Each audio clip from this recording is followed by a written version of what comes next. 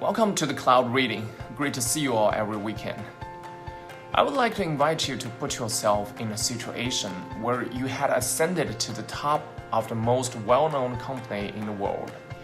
In 14 years, you had saved the company from becoming irrelevant and transformed it into a powerhouse of sensational IPs through a series of blockbuster acquisitions, including Pixar, Lucasfilm, Marvel, and most recently, 21st Century Fox. Before you were ready to leave the CEO position, you published a highly acclaimed autobiography, and in that book, you chronicled every landmark on your professional map and the tremendous endurance that had helped you stay there and prevail. And you thought, well, this is it. I've made it. I'm going to retire at the peak of my life. And bam, coronavirus hit, and you were forced to stay and fight for the company's life again. This is the situation that the CEO of Disney company, Bob Iger, is facing right now. The book I just mentioned as the consummation of his professional life, or at least he thought so 6 months ago, is titled The Ride of a Lifetime, Lessons Learned from 15 Years as CEO of the Walt Disney Company. Apparently, Mr. Iger didn't fully appreciate how bumpy his ride of a lifetime could be while he gave the title of that book.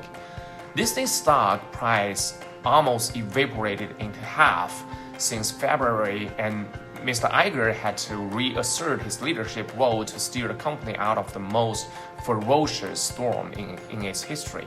Fortunately, having a sequel is no strange to his business. The book is a great joy to read because it's full of intimate details about his interactions with most powerful people in the business, including George Lucas and Steve Jobs. Just as our politics is local, so our business is personal. It's a fascinating insight into the complexities of dealing with iconic brands and iconic figures in creative industry. Even if you're the most powerful media executive alive yourself. For example, Mr. Iger described how nervous he was before he caught Steve Jobs and offered Disney's intention to buy Pixar. I'll read directly from the book. Mr. Iger writes, I spent the morning building up the courage to make the call and finally did so in the early afternoon. I didn't reach him, which was a relief. But as I was driving home from the office at around 6:30, he returned my call. Do you know what exactly happened after Steve Jobs returned the call? Read the book. It's an inspirational account for everyone who seeks more confidence in professional and probably even in personal life, or at least you'll be motivated to develop some good habits or regimen in your life. For example, waking up at 4:15 a.m. every day, as Mr. Iger does, to exercise and start your day. According to the author, it's vital to create space in each day to let your thoughts wander beyond your immediate job and responsibilities.